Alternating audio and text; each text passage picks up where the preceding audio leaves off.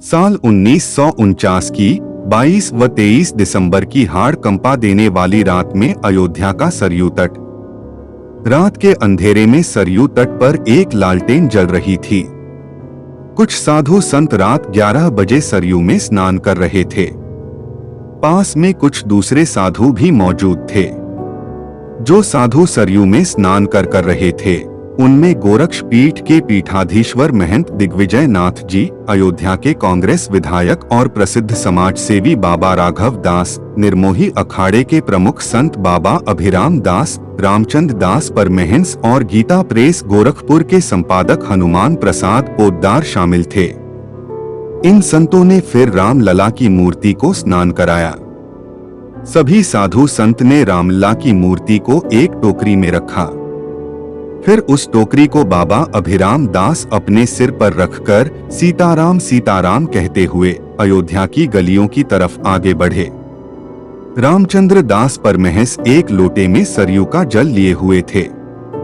इसके साथ कुछ साधु संत बाल्टियों में सरयू का जल भरकर साथ में आगे बढ़ रहे थे। लालटेन की रोशनी में संतों की टोली सीताराम सीताराम का जाप करते अयोध्या की गलियों में आगे बढ़ती जा रही थी। साधुओं की यह टोली रात लगभग 12 बजे बाबरी मस्जिद में पहुंची। वहां पर मस्जिद के मुअज्जिन मोहम्मद इस्माइल मौजूद थे। साधुओं की टोली को इतनी रात देखा तो वह सतर्क हो गए और उनका विरोध किया।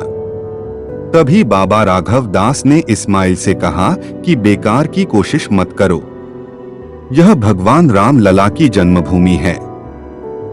मोहम्मद इस्माइल समझ गए कि उनका प्रयास अब बेकार है और वह वहां से यह कहते हुए भाग खड़े हुए कि बाबरी मस्जिद नापाक कर दी गई है। बाबा अभिराम दास ने ड्यूटी पर तैनात कांस्टेबल शेर सिंह से कहा कि ताला खोलो। बाबरी मस्जिद पर लगे ताले को खोल दिया गया। साधुओं की टोली ने सरयू के जल से तीनों गुंबदों के नीचे सफाई की और इस सब कार्रवाई के बीच सीताराम सीताराम का जाप चलता रहा। इसी राम धुन के बीच गुंबद के नीचे रामलला प्रतिष्ठित कर दिए गए और भय प्रकट कृपाला दीन दयाला कौशल्या हितकारी का गायन चलने लगा। सभी साधु संत एक दूसरे के गले लग गए और कहा कि रामलला प्रकट हो गए हैं। कीर्तन करने वालों ने अपने कीर्तन की आवाज और तेज कर दी। लेकिन अयोध्या अभी भी सो रही थी। मंदिरों में शांति छाई हुई थी। दूसरी ओर बाबरी मस्जिद के नीचे सीताराम सीताराम का जाप चल रहा था। सुबह लगभग 4 बजे अयोध्या के मंदिरों में हलचल शुरू हुई और मंगला आरती होने लगी। अयोध्या में घंटे घड़ियाल गूंज रहे थे, लेकिन किसी को नहीं पता था कि बीती रात बाबरी मस्जिद राम जन्मभूमि क्षेत्र में हुआ क्या है। सूरज की किरणें बिखरने के पहले ही पूरे अयोध्या फैजाबाद में ये खबर फैल गई कि देर रात 12 बजे रामलला प्रकट हो गए हैं और वो भी बाबरी मस्जिद में। बस फिर क्या था, पूरी अयोध्या घंटा घड़ियाल से गूंजने लगी। लोगों की टोलियां बाबरी मस्जिद की तरफ बढ़ने लगी। हर तरफ जयकार हो रहा था। भय प्रकट कृपाला दीन दयाला कौशल्या हितकारी की गूंज हो रही थी। यह खबर सुबह ही लखनऊ मुख्यालय तक पहुंचा दी गई। वरिष्ठ अधिकारी मौके पर पहुंच गए थे। राजधानी लखनऊ से स्थित की जानकारी ली जा रही थी।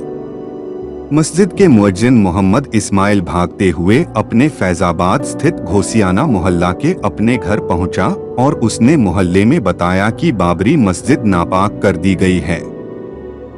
वहां भगवान राम की मूर्ति स्थापित हो चुकी है, लेकिन अयोध्या दूसरे रंग में रंग गई थी। फैजाबाद प्रशासन ने इस घटना पर कार्रवाई शुरू की और सबसे पहले चौकी में तैनात बरकत अली का बयान दर्ज हुआ। बरकत अली का कहना था कि वह उस समय ड्यूटी पर थे और सुरक्षा का काम देख रहे थे। उन्होंने अपने सामने रामलला को प्रकट होते देखा है। बरकत अली के बयान ने पूरे प्रशासन को चौंका दिया।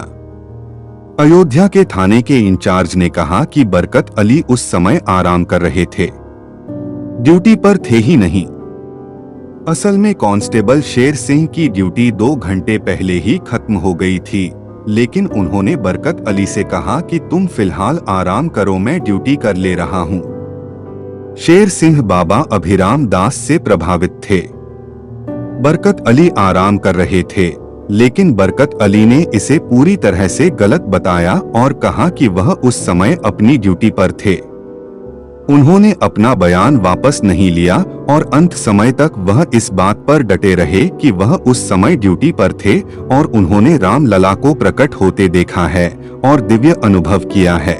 इतिहासकारों के मुताबिक बाबरी मस्जिद 1528 में बनी। 1813 में हिंदू संगठनों ने पहली बार इस जमीन पर अपना दावा किया। यह विवाद 1855 से ब्रिटिश अधिकारियों के रिकॉर्ड में मिलता है। 1885 में यह पहली बार कोर्ट में पहुंचा। फैजाबाद जिला अदालत में 102 साल, इलाहाबाद हाई कोर्ट में 23 साल और सुप्रीम कोर्ट में 9 साल पहले मामला पहुंचा। 2011 में इलाहाबाद हाई कोर्ट के फैसले पर रोक लगाने के बाद सुप्रीम कोर्ट ने 2018 में इस विवाद से जुड़ी सभी याचिकाओं पर सुनवाई शुरू की। 6 अगस्त 2019 से सुप्रीम कोर्ट में इस विवाद पर लगातार 40 दिन तक सुनवाई हुई। 16 अक्टूबर 2019 को हिंदू मुस्लिम पक्ष की दलीलें सुनने के बाद 5 सदस्यीय संविधान बेंच ने अपना फैसला सुरक्षित रख लिया।